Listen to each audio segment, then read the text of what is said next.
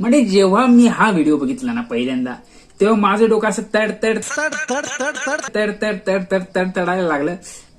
म्हणजे काय चाललंय, आपण काय करतोय, कुठे आहोत, काहीही संबंध नाही. म्हणजे डोक्याचा आणि डोक्यामध्ये असलेल्या मेंदूचा काही संबंध राहिलेला नाही. मी काय म्हणतो भटजी बुवा तुम्ही असं करा ना, तुम्ही हे घ्या भटजी बुवा, तुम्ही हे घ्या आणि सटासट साल्ट सोडून काढा. हा नाही घ्या, तुम्ही हे घ्या आणि सटासट साल्टी सोडून काढा. यांची आकलीचे फारकती झाले.